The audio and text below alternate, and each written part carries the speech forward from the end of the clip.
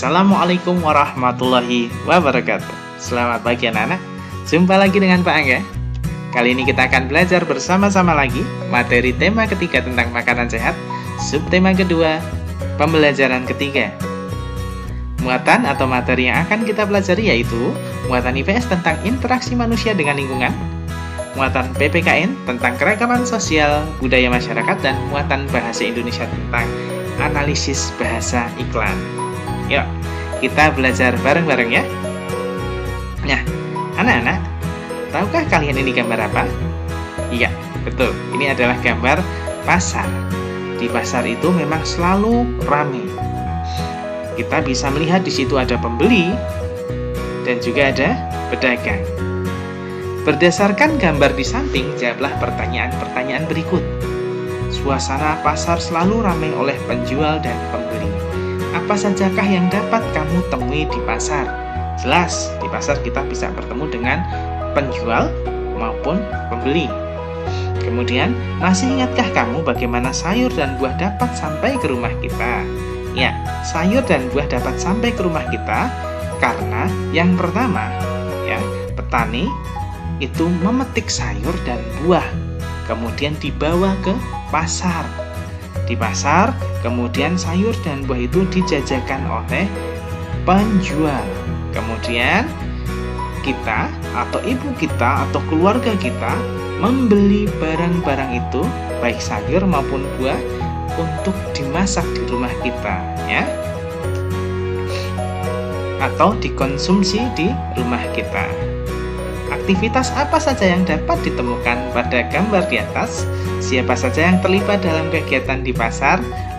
Untuk ini kita akan menganalisis aktivitas dan kegiatan pada gambar tersebut. Di situ ada 3 aktivitas. Yang pertama adalah transaksi jual beli. Pelakunya pasti pembeli dan pedagang semuanya ya. Kemudian ada juga aktivitas tawar menawar. Pelakunya juga pasti pembeli dan pedagang. Kemudian yang ketiga ada aktivitas tatap muka. Biasanya kalau pembeli melihat kebutuhan-kebutuhan apa saja yang dia butuhkan untuk kebutuhan sehari-hari di rumah, ya, dia akan melihat dagangan-dagangan pedagang di situ. Maka ada tatapan antara pembeli dan pedagang di situ ya. Kemudian, wah, ternyata ada beragam aktivitas di sebuah pasar ya. Bagaimana dengan lingkungan sekitarmu? Aktivitas apa sajakah yang dapat kamu temui di sana? Dan siapa sajakah yang melakukannya? Semua aktivitas yang menggabungkan aspek sosial dan ekonomi yang dimaksudkan untuk meningkatkan taraf hidup atau kesejahteraan sosial disebut pembangunan nasional. Kesejahteraan sosial tidak hanya berkenaan dengan terpenuhinya kebutuhan material, tetapi juga spiritual. Dengan demikian, memungkinkan semua warga negara untuk mengembangkan dirinya. Pembangunan sosial dimaksudkan untuk meningkatkan kesejahteraan sosial, di mana kebutuhan setiap anggota masyarakat secara sosial, ekonomi, dan spiritual dapat terpenuhi. Dalam melakukan aktivitas kehidupan untuk meningkatkan kesejahteraan sosial, tak jarang kita akan berhadapan dengan keanekaragaman yang tinggi. Contohnya yaitu di pasar ya. Nah, sekarang silahkan dilihat lagi kegiatan tersebut. Perbedaan apa sajakah yang dapat kamu temukan di pasar? Sudah ketemu? Yuk kita bahas ya. Yang pertama, perbedaannya yaitu produk atau barang yang dijual. Pasti berbeda antara penjual yang satu dan penjual yang lain. Yang kedua adalah harga jualnya. Ya. Apakah orang-orang yang beraktivitas tersebut memiliki kebiasaan yang sama? Jelaskan. Tidak. Karena setiap penjual memiliki barang dagangan yang berbeda dan setiap pembeli mempunyai kebutuhan yang berbeda pula terhadap barang dagangan yang ingin dibeli. Nah, anak-anak, sekarang silahkan dilihat materi berikut. Kebiasaan yang mengikat masyarakat dan berlangsung dalam jangka waktu cukup lama dikenal dengan adat istiadat. Adat istiadat merupakan kebiasaan sosial yang sejak lama ada di dalam masyarakat dan bertujuan mengatur tata tertib dalam masyarakat tersebut. Adat istiadat setiap kelompok masyarakat bisa sama atau berbeda satu dengan yang lain. Contohnya saja, adat istiadat masyarakat Osing di Banyuwangi yang merupakan perpaduan antara budaya Jawa, Madura, dan Bali. Kemudian, adat istiadat masyarakat desa di Jawa Timur dan Jawa Tengah yang ternyata memiliki persamaan. Salah satu persamaannya bahwa mereka memiliki ikatan yang berdasarkan pada persahabatan. Iya, sekarang kita akan mempelajari berbagai adat istiadat dari berbagai daerah di Indonesia. Kita ambil beberapa adat istiadat ya. Yang pertama dari Provinsi Nangro Aceh Darussalam. Adatnya istiadatnya yaitu Peusijuk, merupakan salah satu tradisi leluhur masyarakat Aceh sebagai bentuk rasa syukur atas anugerah Allah Subhanahu wa Ta'ala pada saat acara pernikahan, kelahiran, naik haji, menempati rumah baru, dan lain-lain. Kemudian yang kedua, adat istiadat dari Sumatera Utara, yaitu tradisi Mangokal Holi, berarti mengambil tulang belulang dari leluhur mereka dari dalam kuburan, lalu ditempatkan di dalam peti dan diletakkan dalam sebuah bangunan tugu khusus untuk menyimpan tulang belulang leluhur. Yang ketiga, adat istiadat dari Sumatera Barat, yaitu perayaan Tabuik. Perayaan Tabuik merupakan tradisi masyarakat Pariaman, Sumatera Barat untuk memperingati meninggalnya cucu Nabi Muhammad, Hasan dan Husein. Yang selanjutnya adalah adat istiadat dari Provinsi Riau, yaitu Balimau Kasai. Balimau Kasai adalah upacara tradisional bagi masyarakat Kampar di Provinsi Riau untuk menyambut bulan suci Ramadan. Balimau sendiri bermakna mandi dengan menggunakan air yang dicampur jeruk, yang oleh masyarakat setempat disebut limau.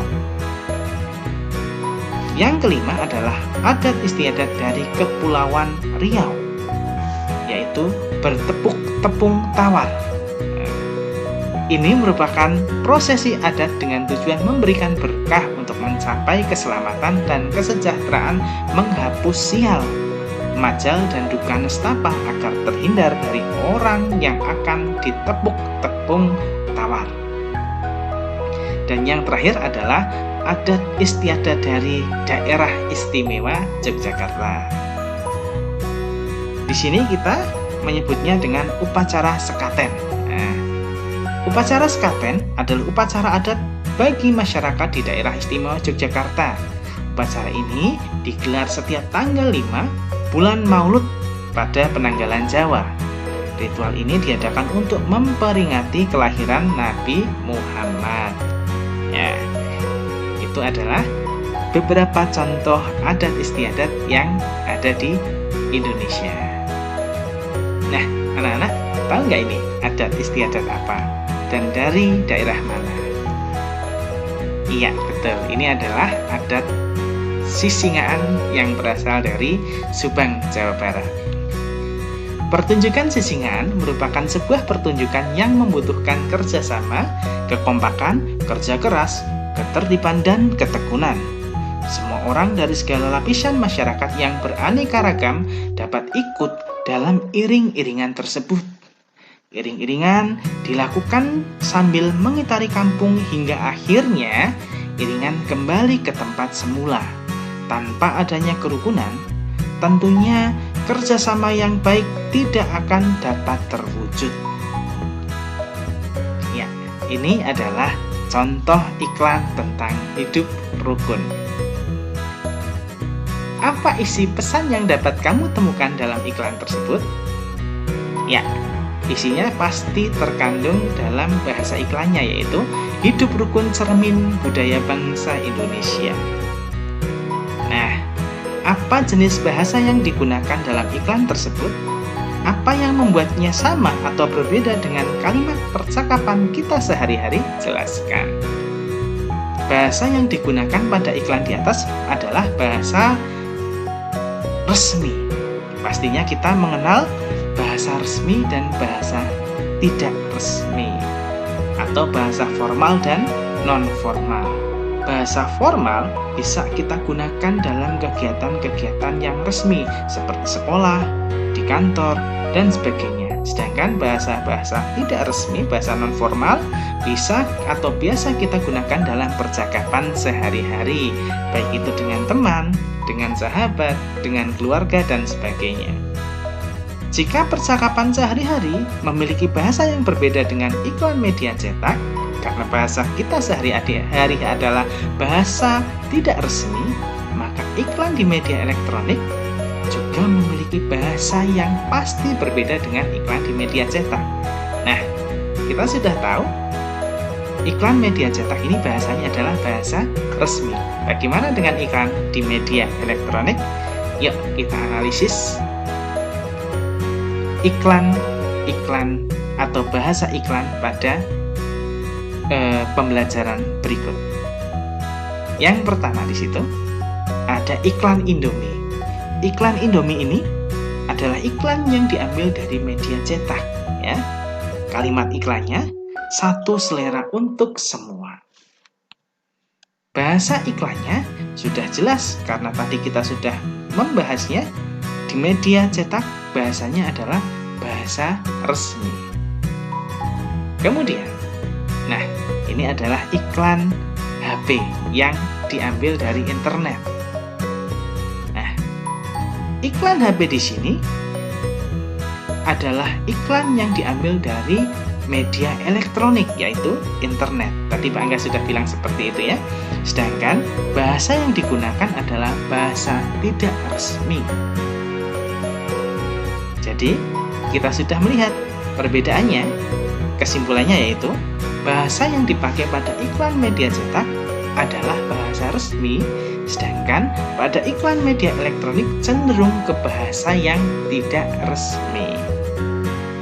Ya, kemudian kita masuk ke tugas pada pembelajaran hari ini. Cuma ada 2 tugas di situ. Yang pertama, silahkan catat informasi penting pada pembelajaran hari ini. Yang kedua, carilah iklan, baik itu di media cetak maupun di media elektronik, kemudian analisis iklan tersebut. Bentuk analisisnya seperti pada tabel di bawahnya. Ada nomor, gambar, atau nama iklan. Jadi kalau kalian tidak bisa menggambar, kalian bisa tuliskan dengan pensil atau alat tulis kalian, atau bisa memotong kalau gambarnya itu iklan dari media cetak. Kemudian jenis iklannya, apakah iklan media cetak atau media elektronik? Kalimat iklannya sudah jelas, ya, dituliskan saja.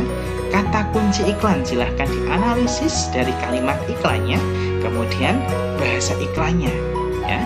Apakah masuk ke bahasa resmi atau bahasa tidak resmi, ya. Oke, begitu ya anak-anak. Sudah paham dengan tugasnya? Ya, kalau sudah paham, selamat belajar. Selamat mengerjakan tugas. Pak Angga akhiri. Wassalamualaikum warahmatullahi wabarakatuh. Sampai jumpa.